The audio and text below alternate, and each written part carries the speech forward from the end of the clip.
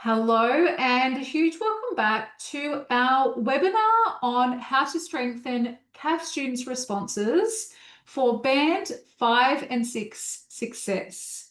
A huge welcome to new teachers to CAFS, whether you've been teaching for 5 minutes, 5 years or 15 years or 21 years in my case. We also have tonight some of our CAFS Collective members on. It's really great to see everyone, and thank you for joining tonight. Hey, Sarah. We have done some intros in the chat for those of us who are live.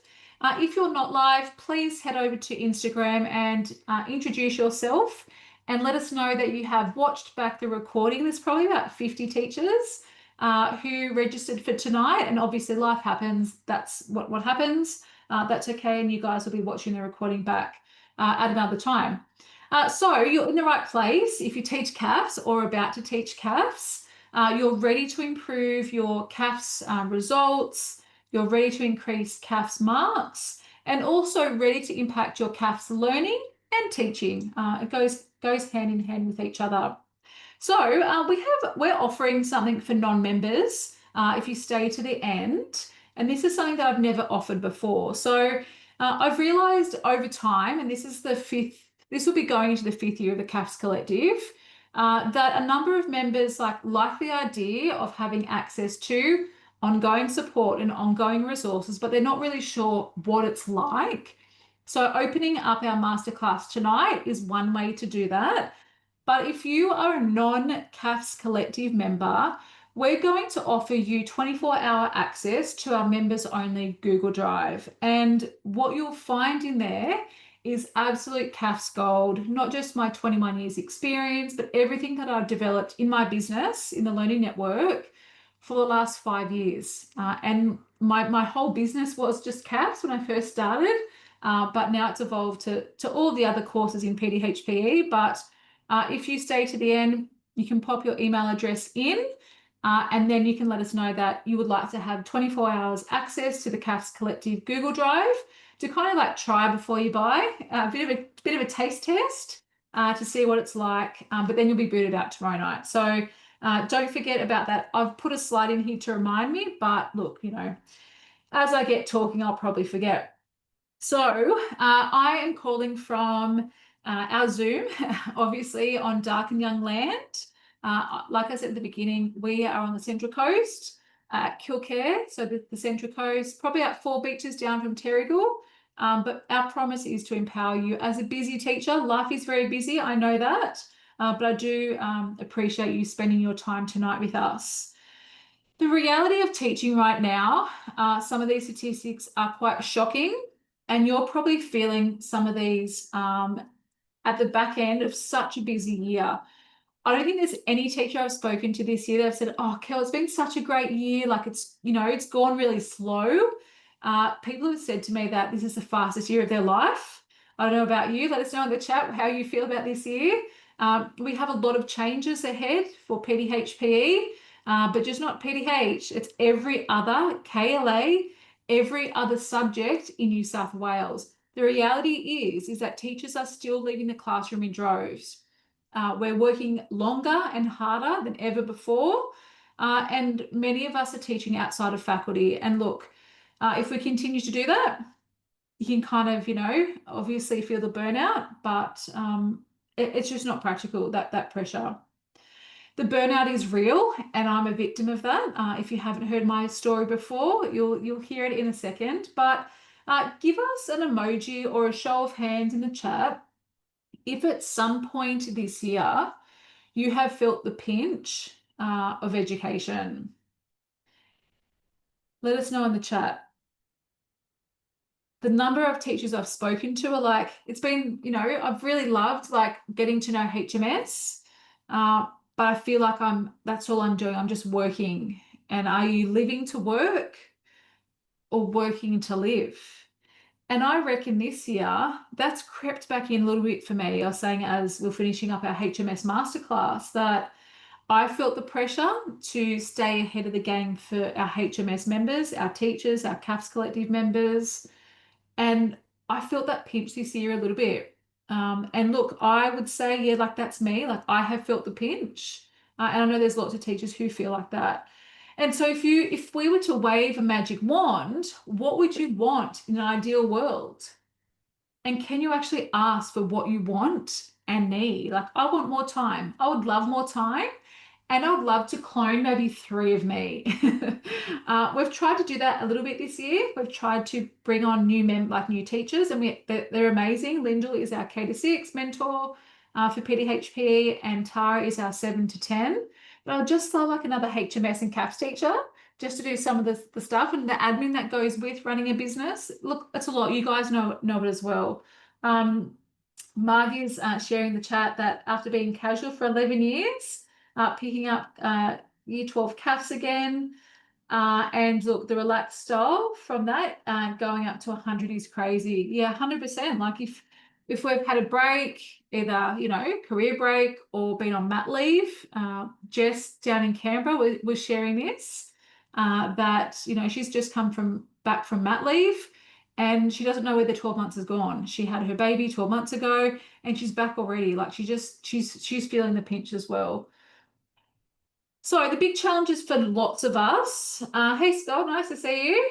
We're just doing some kind of back end the beginning stuff.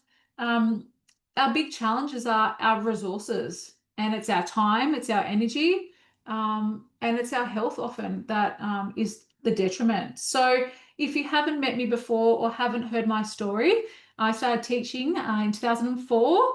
This sort of marked my 21st year of being a classroom teacher. I taught in Blacktown for 14 years, moved to the Central Coast, worked at a big comprehensive high school.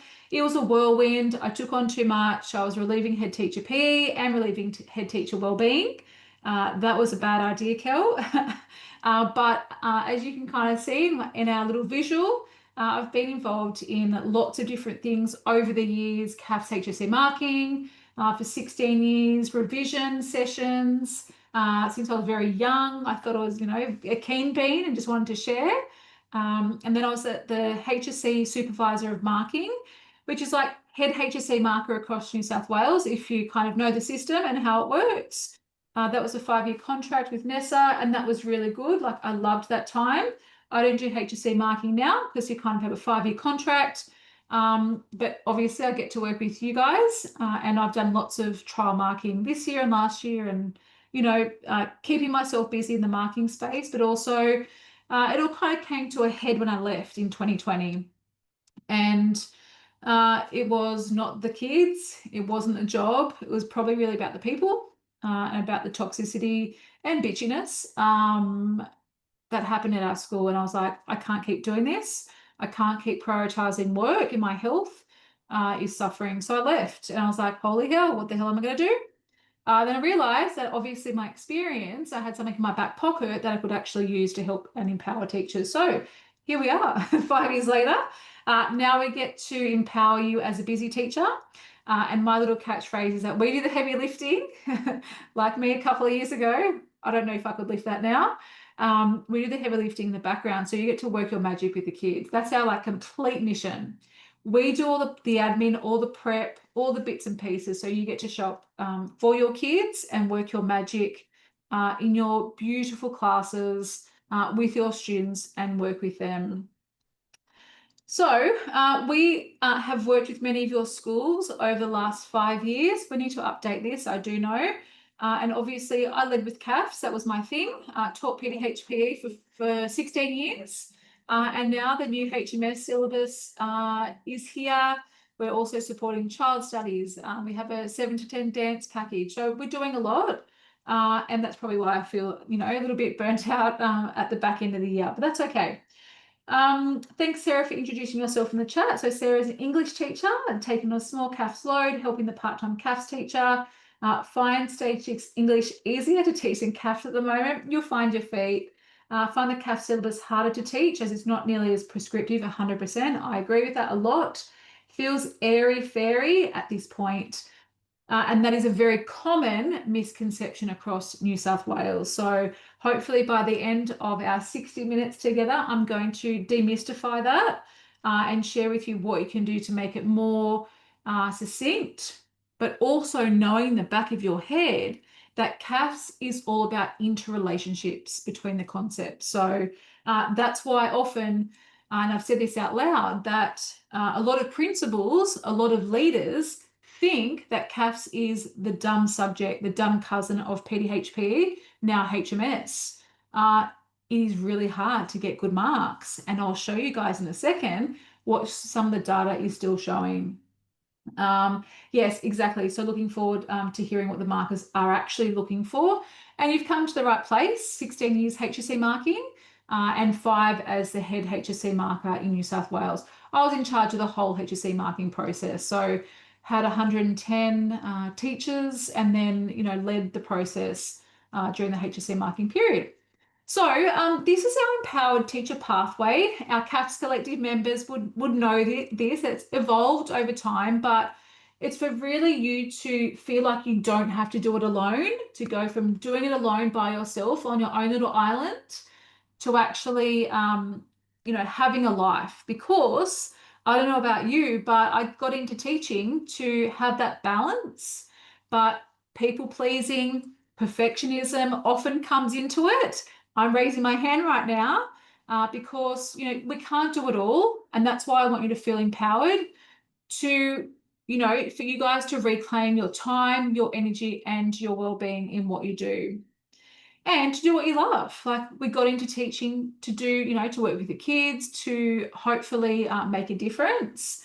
And look, we are very blessed to be able to work with so many schools across New South Wales. And it's not just about, results. Tonight's a little bit about that, but it's about cultivating a community that works together, that knows that you're not alone, that you can collaborate, that you can also connect with other people who are literally doing the same stuff as you. So what does the data say? Our friend Graham Wright, HSC discussion for teachers. I can't remember his business name. This is terrible off the top of my head, but he has an awesome Facebook group. If anyone's part of it, let us know. He unpacks data for schools. That's his key business. And he creates these amazing graphs and data sets at HSC time and also into the new year, and obviously works with schools. He created this particular graph for CAFS. So I would love for you to use your data interpretation skills, testing you guys out here. I want you to pop in the chat and let us know 2 observations that you can see from this histogram. So a bit of CAFS knowledge there. So yeah, let us know sorry, not a histogram. Histogram should be the other way around. Looking at a line or a bar graph, histogram puts 2 together and kind of flips it up that way. So it compares 2 data sets. So a histogram might be like males and females, and it's like a bar graph, but then turned upside down, if that makes sense.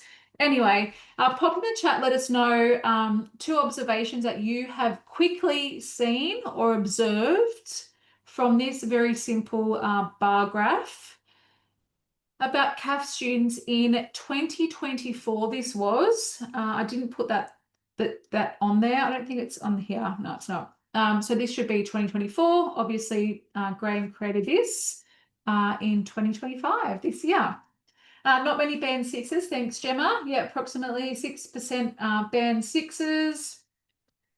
Not many kids. Any other observations? You might like to potentially talk about the tail, which is obviously down here. You might like to talk about the number of band 3s, band 4s. Yes, it definitely is a bell curve. It shouldn't always look like this. We don't go and do marking, or don't go and do our internal or trial marking to have a bell curve. It shouldn't always look like this. It might be skewed slightly to the top. Sometimes in CAFS it does that. There's a bit of a skew towards the band 5, but this is very typical data that we see every year for CAFS. Like I said, 21 years of CAFS teaching, marking, all the things. This is very typical, atypical of CAFS. A lot of the kids are still sitting in those band 4s. These would be moderated marks. So these are, I don't think these are raw scores. Obviously, if you're new to HSC marking, data, all the things, at the end of your time with your kids, your year 12s, when they do their HSC and when we get HSC results, please look at your wrap data and look at the raw data. Now, a lot of schools don't know about this. And, even if you've been teaching for 20 years, the mark that the kids get isn't their raw mark. It's a moderated mark based on their HSC results and based on how the cohort goes, like your students go, your class. So please make sure you go into your wrap data, look at item analysis, write that down somewhere, item analysis, and work out, this is very tedious, don't worry, I've got a template for you guys to use at the end of the year, to work out question by question what they get. That will then show you what they actually got their raw mark. These would be moderated marks according to how the kids have gone. And yes, raw data is a phenomenal tool. You can't do anything about it with your cohort right then, but it's good reflective practice for us as teachers to look back and go, holy hell, the option, like we're only getting like an 8 out of 15. So many kids got that. What are we doing? That's been a bit of a trend over time. And you start to see and make some decisions about what you teach and where you teach it and how much information and what questions to create. And then it kind of guides you and bases, lots of decisions. So this is very typical of CAFS. A lot of kids are sitting in the band 4s. Why is it? Why do we keep sitting in those band 4s? There are lots of common mistakes and common misconceptions in CAFS. I would love for you to pop in the chat and let us know. And if you're watching the recording, come and send me a message on Instagram or an email and tell me some of the common mistakes that kids are making in CAFS still, and tell us some of the common misconceptions that you've heard about our subject. And like I said, I've been around it for such a long time. Our course came out in 2000. First HSC was 2001. And then I started marking in 2004. I've been doing it for nearly the whole time of the the current syllabus. So I've seen a lot. I think over 40,000, not 4,000, 4,000 one year, 40,000 student responses I worked out at some point this year. Who knows why I needed that statistic, but it's been a lot. CAFS doesn't scale well. Interesting concept. Love that. Any other common mistakes or common misconceptions about our course or about content? Some of you guys have been teaching CAFS for a little while now. You might know some of these common misconceptions. Jess knows this because she has been around with us for a while. Jess is a CAFS Collective member. So misconception that it's easy, and a mistake is not answering the verb, the Glossary of Key Word, key verbs, Nessa verbs, bossy words in the old days, the old BOS tests or Border Studies days, directive terms, not addressing those, and also embedding wellbeing in the 15 marker. So that's a bit of a common mistake our kids are still making. Again, if you're thinking, what the hell is she talking about? You need to listen up really carefully for that. Marg said, common misconceptions, it scales poorly. And this really gets me. I'm not going to add any swear words in there, but really annoys me. So students advised not to do the subject. It's for kids who don't really want to do have an ATAR, 100%. And hopefully many of you know that all these are BS, that complete crap. Our kids, if they want to do this course, deserve to do this course. Our kids will do well. And in fact, most students do very well in CAFS. It's often their highest subject out of all the other subjects. It scales poorly is something that is common around the state. That's why a huge number of leaders, principals won't offer CAFS at their school, especially private schools, because they think there's a common misconception it's going to impact the kids significantly. Now, I can give you data. I can tell you exact schools that have now offered CAFS. It has not affected their results. Those kids have been able to get into university. We know that the whole university stuff anyway is a load of crap for Year 12 teachers now with early entry. That annoys me as well. But I know personally of kids who have sat in my class for 16 years who have not been affected by their CAFS results. And I've also had the Duxers in my classes, and I'm just, one teacher, obviously, but I've, worked with thousands of teachers across New South Wales, and there are a number of kids who are the Ducks, and they have CAFS, they have pdhpe, they have visual arts, they might have bio, they might have drama mixed in there, they might have, another course. But if the kids do well, and Graham says this all the time, they're going to do well anyway. A filler subject, all those sorts of things. It drives me nuts. Anyway, Scott said not linking syllabus points, missing specific examples, 100%. Another common misconception is that it's a girl subject. I'd love for you guys to meet Jess George Lolash. She is at a Catholic all-boys school in Greystanes, and they've got 3 CAFS classes in Year 11. I think they might be down to 2 in Year 12, not because anyone dropped, just because of numbers and other things. I think some of the boys left school. So that, that's pretty good. And she was on the podcast a couple of years ago when that happened. Now, part of this issue is that our kids, our beautiful kids, these are not real students. I may have had ChatGPT help me create these kids. But you'll see they're a mixed ability from diverse backgrounds. These are what our CAFS kids are like. You can probably see some faces and go, yeah, I've had kids like that in my class for a number of years. Our kids have that, there's that breadth. There's kids who struggle to even come to school, who don't hand in assessment tasks and get a band 1.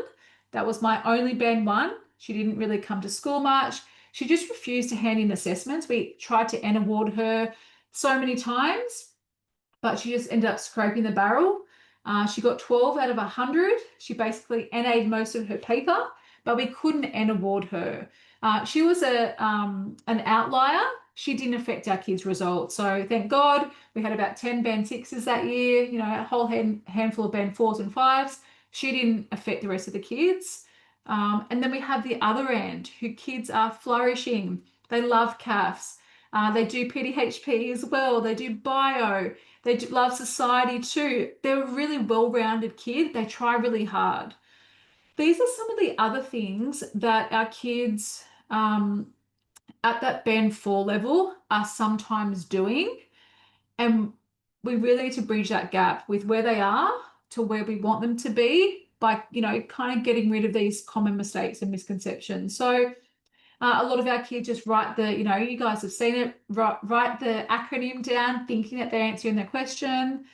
Some of their knowledge is quite general at that band 3-ish, getting into the band 4 level.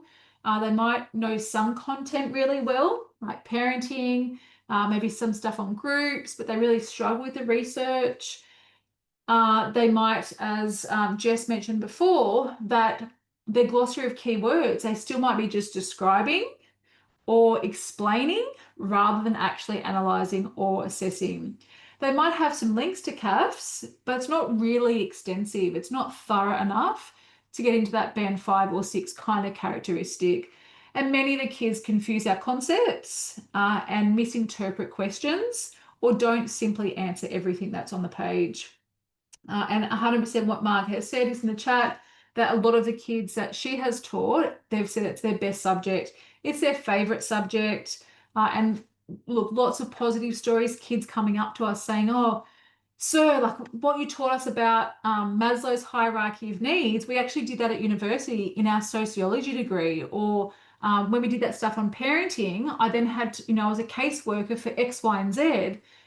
It very much links to a lot of our sociology courses, teaching, policing, health promotion. Like it's so ingrained into those courses, and I think the outside world don't really see what it really is. The characteristics of a typical band 5, 6 student, so someone who is doing well in the 80s and 90s, consistently does these things. If the kids go into NESA, their marks into NESA in a 70, they probably won't get a band 5 in the HSC. they might sneak into it somehow if the rest of the cohort does quite well and they really nail the exam. But if their average is around the 70, they're probably going to end up in the 70s. You know, we need to really make sure our assessment tasks are reflective of what the kids can, know and do. We're having a variety of assessments. Like there's a whole heap of things that go into it. But these are the main characteristics of really good kids who are sitting at that band 5 or 6. They have extensive or thorough knowledge and understanding of the CAFS syllabus. They can really plan their answer well. They will link back to wellbeing for the option. They've got a really good option structure for the part C. They're using, I think some of you guys said it before, really explicit examples. Like they're really nailing it. It's like written really well. You can understand it. It might be through a pill paragraph or whatever, seal, sexy, teal, whatever. They're applying the glossary of keywords. And it's all this well-rounded stuff. It's not just one thing though. It's not just we need to nail the syllabus, we need to nail the content. It's a combination of things that make up a really good CAFS student. So when I think it was probably when I don't know, I always used to say to my kids, there's like a recipe to success. I then created a recipe to success in CAFS. And we've called it Empower. Very simple acronym to help you. In our Google slides, you guys don't have to get this now, but I'll show you, what it is.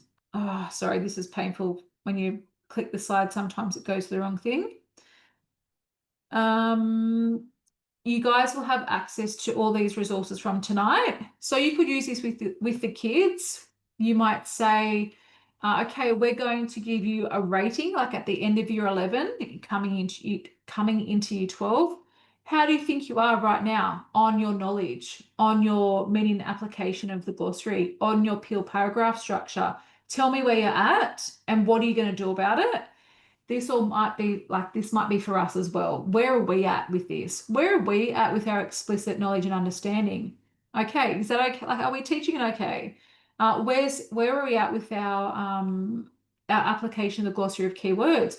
We might know what they are, but we don't actually teach them explicitly. So this little rating can be used for you, all the kids, and you might like to do it at different points throughout the year or throughout the course.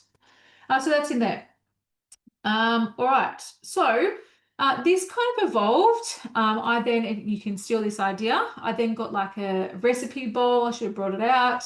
And then I said to the kids, it's not just your syllabus. It's not just a syllabus that's going to get you good results. It's all these things combined that creates that recipe to success. It's knowledge and understanding. It's a meaning application of the glossary of key words.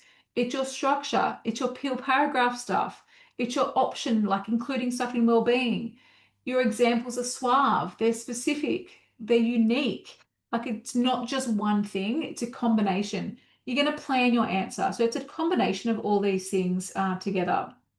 So in here, I have provided you guys like a little overview. Some of you guys are members, some aren't, some of you are new to CAFS, but all the resources that we create are for you to use for yourself, but also then share with the kids. So what it looks like is actually giving the kids a copy of the syllabus. If you are a CAFS Collective member, you guys have access to, where did I put it? I think it's maybe in here. At the end of last term, we created a student-friendly version of the syllabus. We did it for HMS as well. I'm just trying to find where it is. I'll have to find it. Maybe year 12. I don't think so. It could be. I don't know. It's in here somewhere. If you just search for it.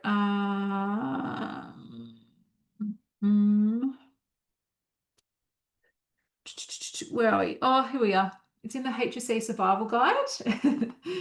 So we kind of created this for the CAFS Collective members, then kind of like popped the syllabus in here, blah, blah, blah, showed the kids, okay, here's the syllabus, print it off, whatever you need.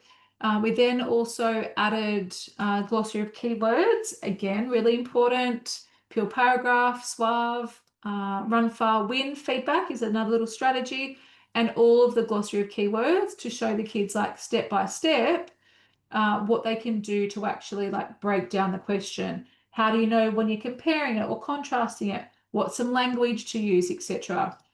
So that's in here.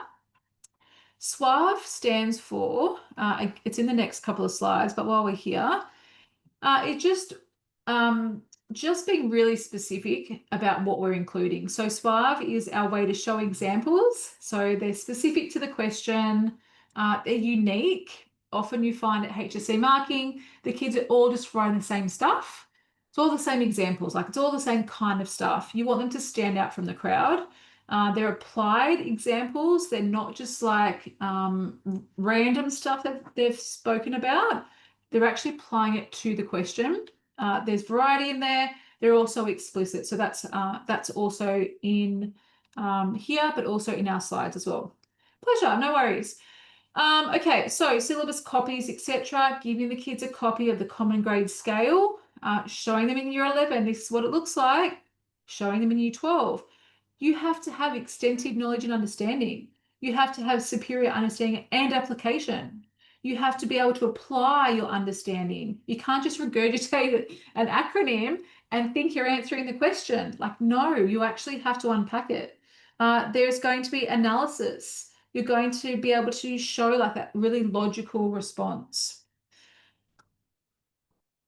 Okay, so the next one is obviously showing that. And again, you could give yourself a little rating about your syllabus knowledge.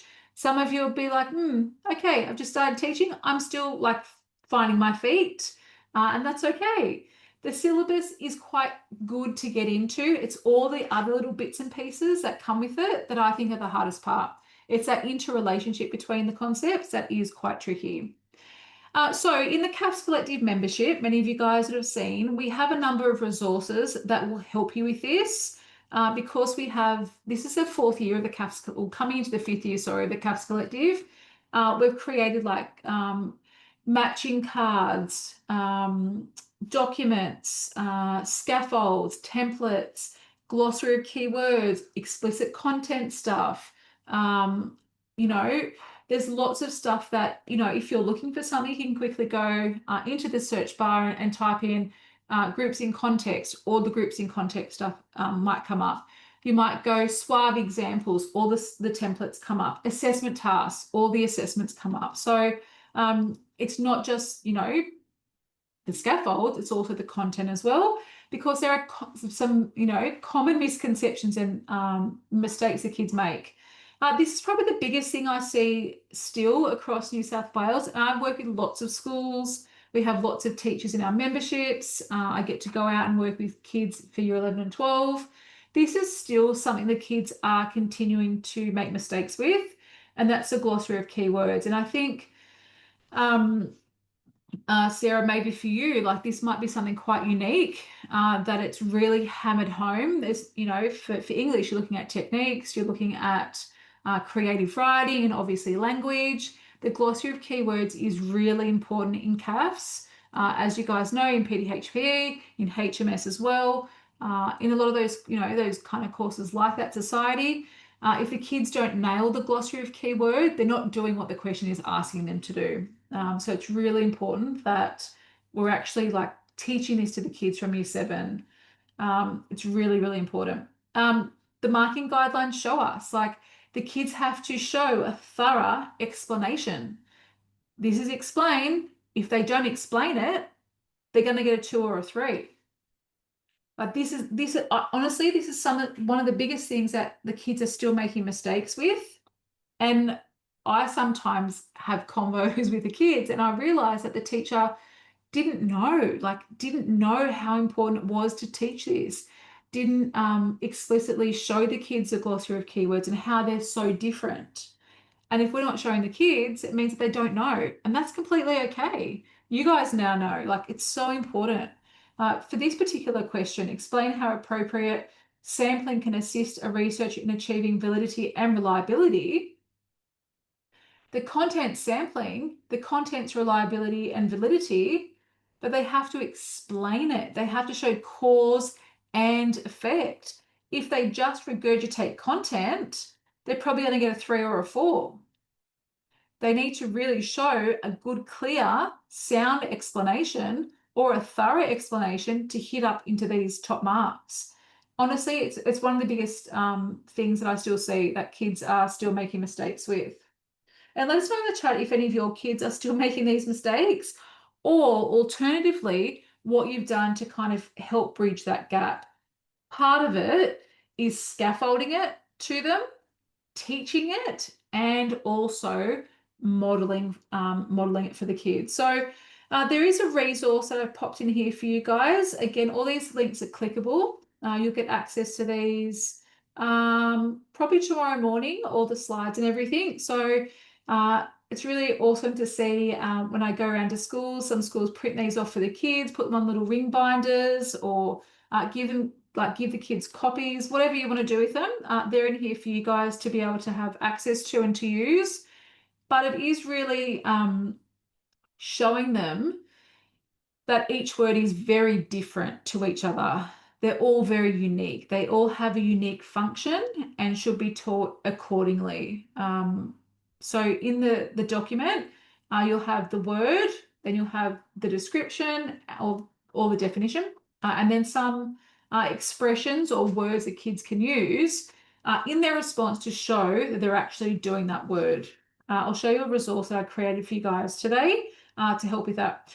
Peel paragraph structure. Look, this goes without saying. I'm going to kind of skim over this, but if you're still not having like an explicit structure at school, please make sure you have a convo, head teacher, coordinator, whoever it is, some sort of clear approach to how you're actually setting the kids, or how the kids are setting their work out.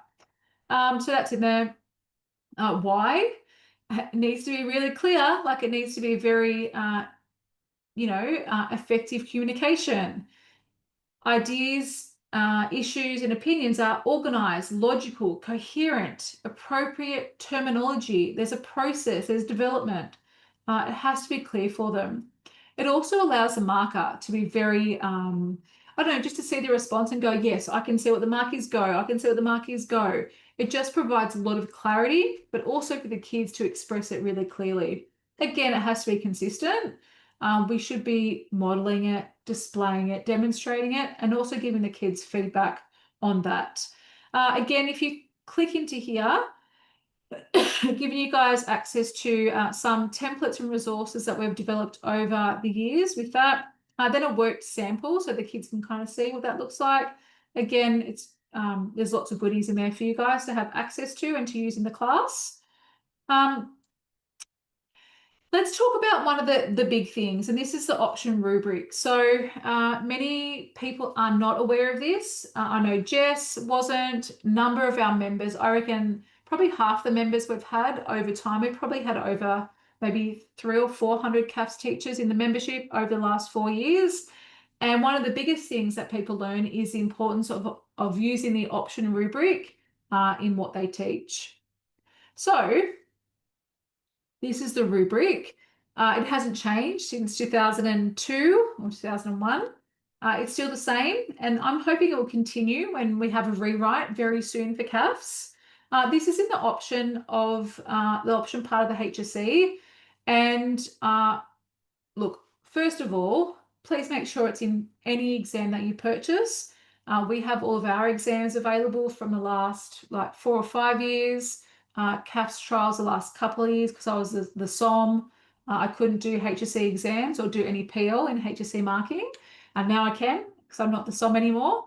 But make sure it's in there. This guides the kids in terms of what you're looking for in their option Part C.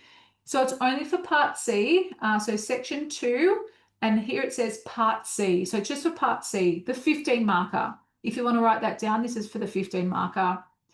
The kids are going to be assessed on their knowledge and understanding of influences on wellbeing relevant to the question. Obviously, higher order skills is a 15 marker. It's like an essay in English. They're going to communicate effectively their ideas, relevant examples, etc. And they're going to present it in a clear and logical manner. So these are all the bits that we're looking for down here in the marking guidelines. So let's have a look at the guidelines. Again, if you're new to CAFS, this is all probably quite fresh. We have a 15 marker in Part C. Kids will either NA it, like get nothing, like not even attempt it.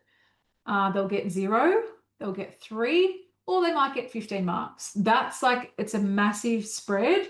And we saw it time and time again. The number of booklets that people didn't actually write in was like, you would have been shocked. So this is what these things really are looking for. So there's what, 4 of those, there's 4 here. So in the 15 marker, you're going to have extensive analysis of the content. I'm going to say this is the content.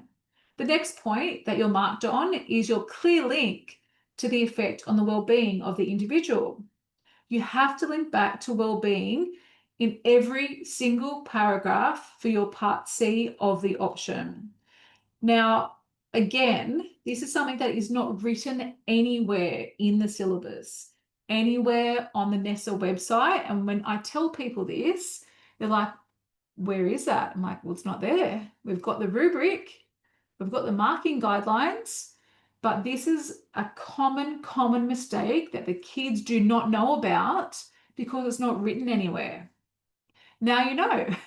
I have to get the kids to link back to well-being for their option. That's a must. The kids also need to communicate ideas and information using relevant examples, and it has to be logical and cohesive. If there's no well-being, if they've got really good content, no well-being, they're going to sit down here. They might, write the most amazing response. If there's no like connection or no inference to well-being, they're going to sit here. Why is that the case? Well, for 2 reasons. The first one, it's part of the rubric. It is very clear here what they're looking for.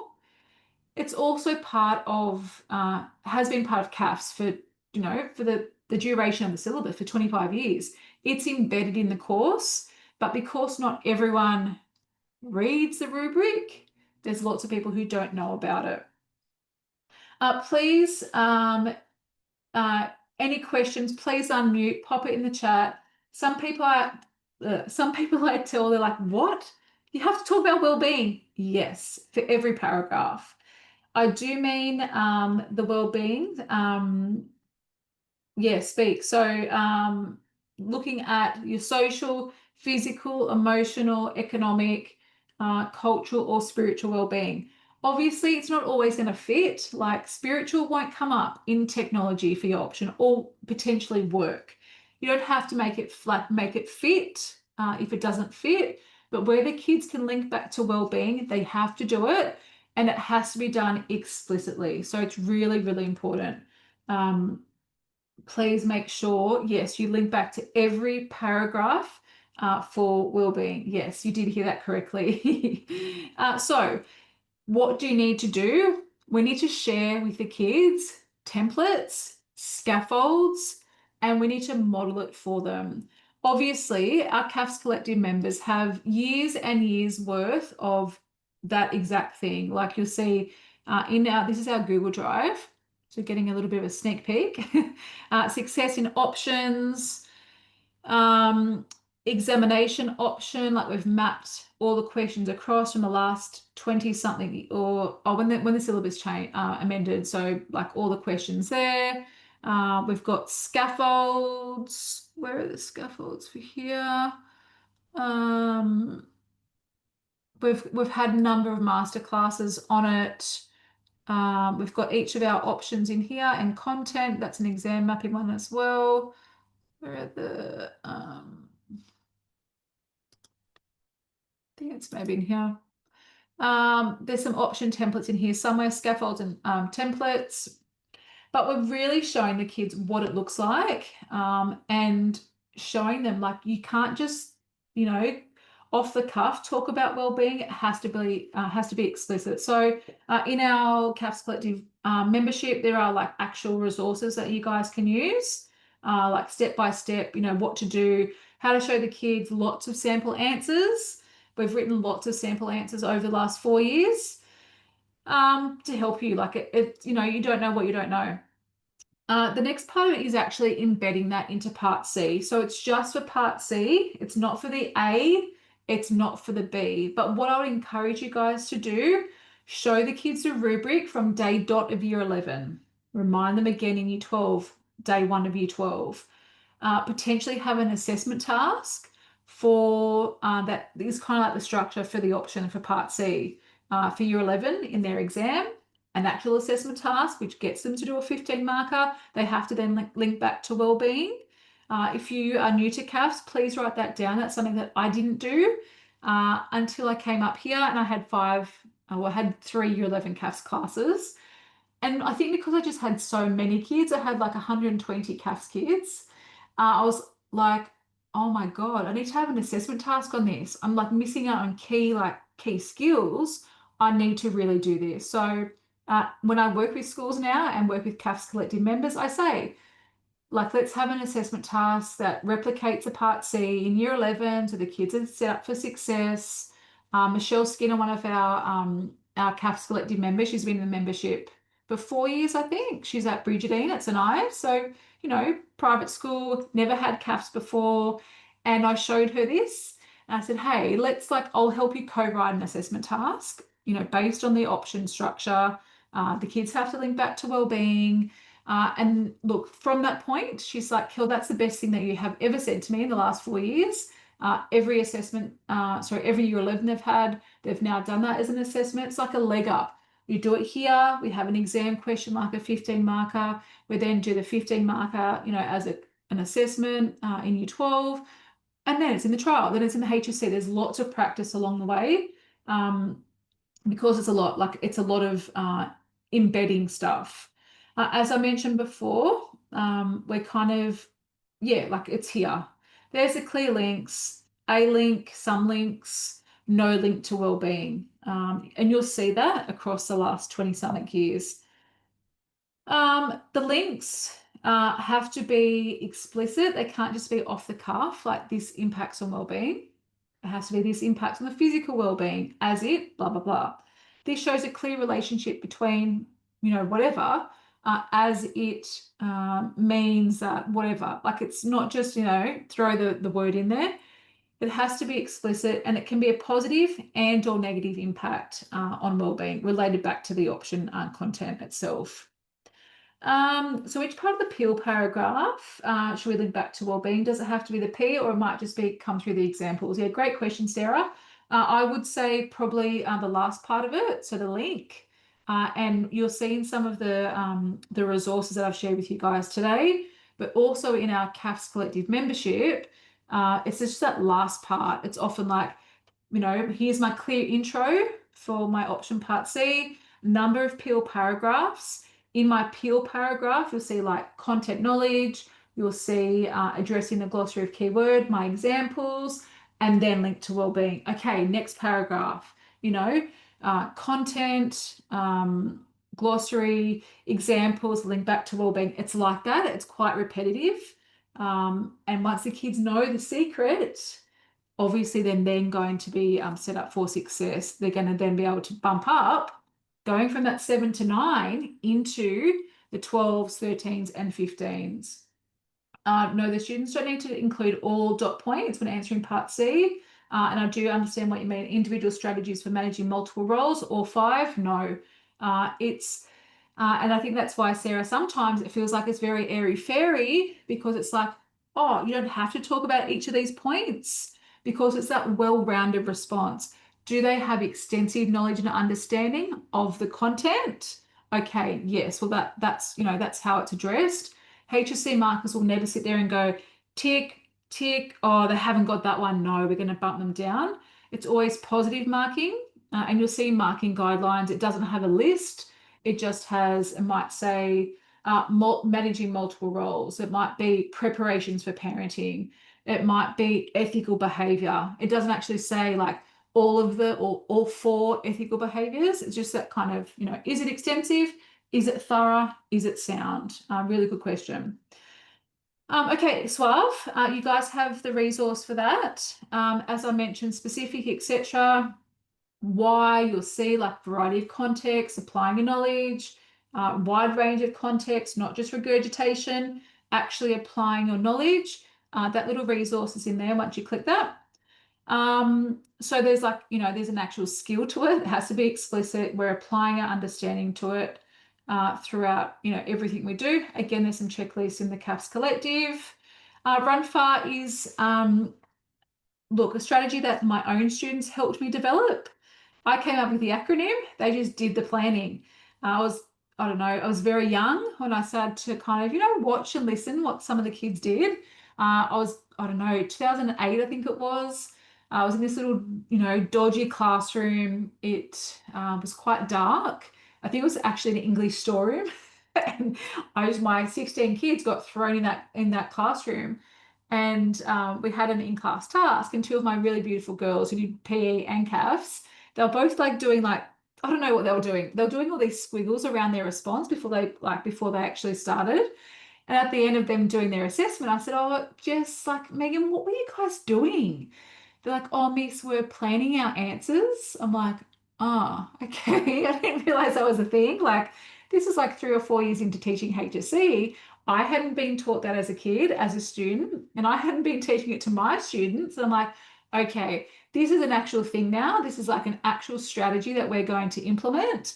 And if you say to like other teachers, PE CAFs, run far, like, okay, really clear strategy, have a plan of attack, 30 seconds to a minute. It's all it takes for the kids to follow these steps.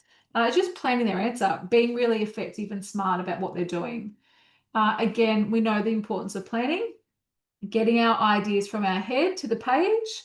They do it for their assessment task. They forget, oh, I should be really doing this for my exams as well. And again, it does take practice teaching the kids.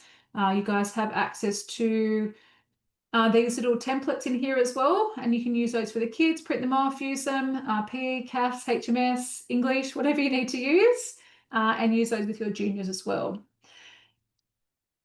Again, we've done heaps of work on that, but you'll see it a lot. And then I popped that rating back in here as well, if you want to kind of think about what you would like to work on most. But pop in the chat and let me know, from what we have covered so far, what is one thing or two things that you think needs work on with your students, either CAFS, HMS, PDHPE, whatever it is? One thing that you would like to work on with your kids from our recipe to success. You've got the list on the slide.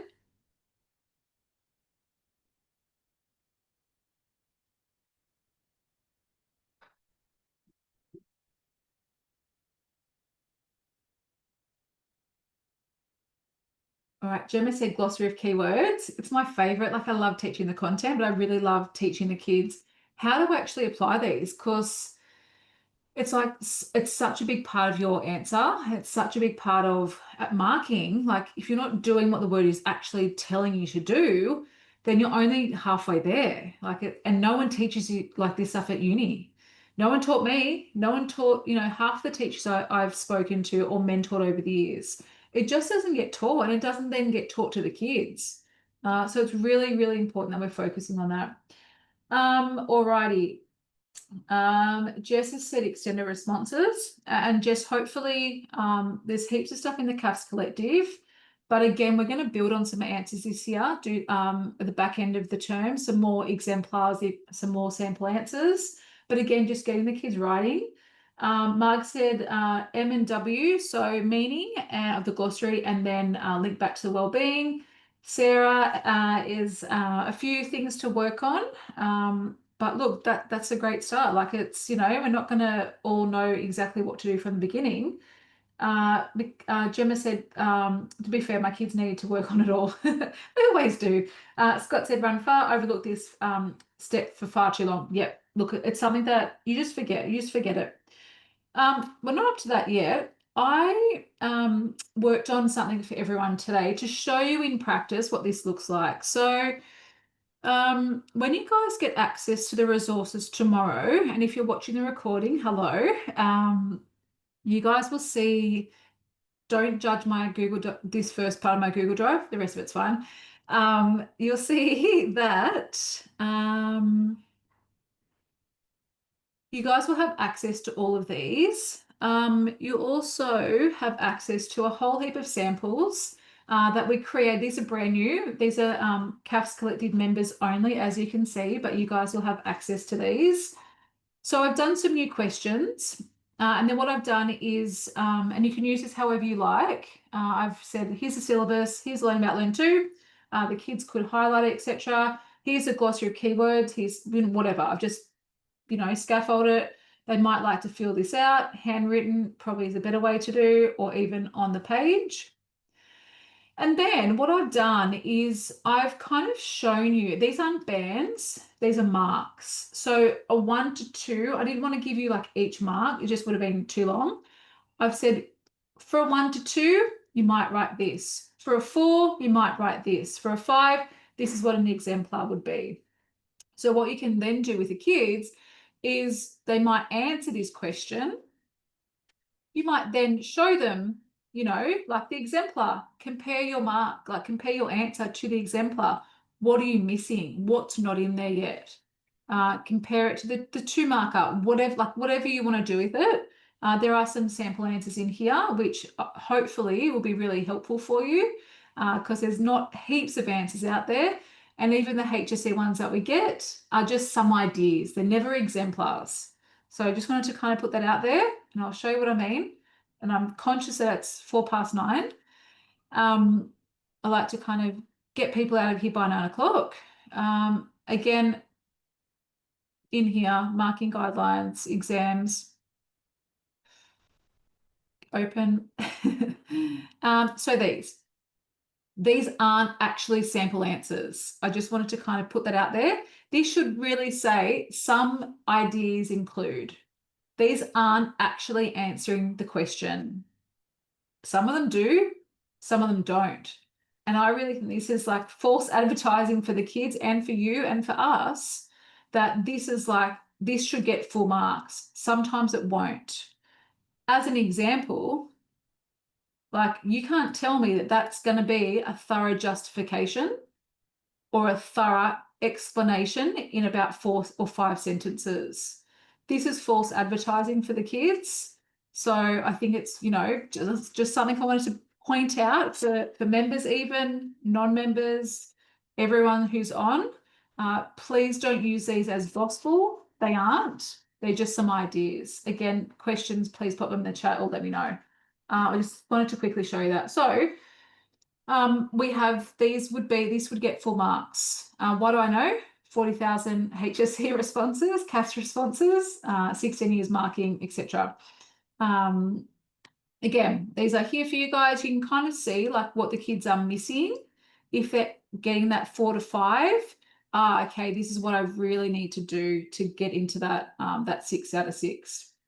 So I've done, and there's heaps more in the CAFS Collective membership.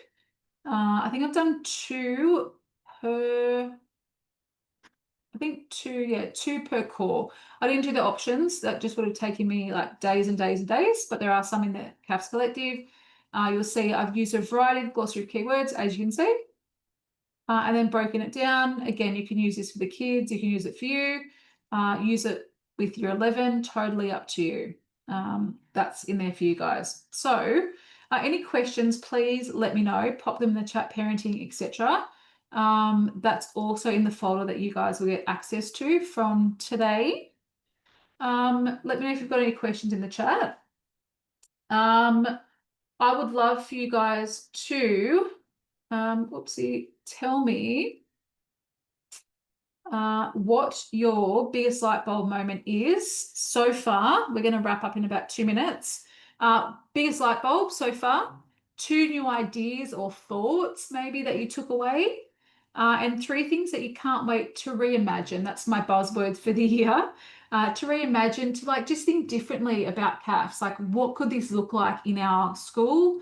What could this look like with our kids in your own practice? You might like to choose 1 or 2 of those, maybe not all of them. It's 9 o'clock, Kel. Yeah, so 1 light bulb moment, 2 new ideas, or 1 new idea, something.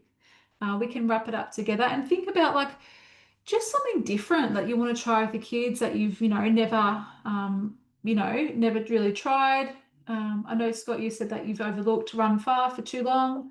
Like, what do you want to do differently? Jess has said, one, a refresher of empower, light bulb moment, excellent. Number two, which is ideas, scaffolding responses for all marks, not just the higher marks. Yeah, because the kids don't know, like, oh, I'm the one who like really struggles with that. I can only get like a 2 or 3 out of 5. They often, like, I think sometimes they overinflate like what they're going to get. So just try to kind of think about what that might look like for your kids. Excellent, Sarah. So Sarah's just given us a reminder. Pop in the chat and let us know what your email address is for those of you who are non-members who want to try before you kind of buy. Have a little looks around for 24 hours. Pop your email address in the chat and let us know. And we'll give you access to tomorrow morning. I won't do it now, it's too late. Gemma has a wellbeing part C, learned about run fast while in your podcast. Thanks, Gemma. Thanks for listening. So continuing to work on it and implement it, peel paragraphs with this as well. My pleasure, Marg. So Marg has said, thank you for tonight. Reignited what I've taught in the past. Still stuff to learn. Yeah, have to stop second guessing yourself. You're doing a really good job. Even just being here tonight is a great thing. Use terms, matching, time conditions, lots of ideas, cards. Excellent. Thanks, Jess. Jess is changing schools. Yep. I'll add that in. So if you are interested in more ideas around CAFS Collective, I'm just skipping this. These are the details. They'll be in your Google Slides for tomorrow. Many of our teachers are either up for renewal or would like to join for next year. And I know budget's kind of close soon for schools. So we're offering you guys for joining tonight, or if you're listening back, joining the CAFS Collective and one of our CAFS packages or elective packages for free. So SLR, EC, Child Studies and PASS, or any of our other CAFS packages, putting them together, and you'll not only get access to the CAFS Collective, but also you'll get access to one of those free packages. That closes on Tuesday. All the details are at thelearnnet.com/collective. Again, keys to the castle for CAFS, resources, mapping ideas, program sample answers, report comments, life skills resources, the works. If you want to kind of know and hear how other members have gone, you can see all the really positive results from members on the screen there. But again, like I said, this little special kind of ends on Tuesday. Let me know if you've got any questions, but pop in your email address so I can send you guys 24 hours access to the Google Drive to try out. And look, you'll be booted out by 9 o'clock tomorrow ish. But let me know if you've got any questions. Again, all our details are on here. But yeah, let us know. I'll give everyone access tomorrow morning, first thing. But if anyone's got any questions, I will stop recording now. And then you can let me know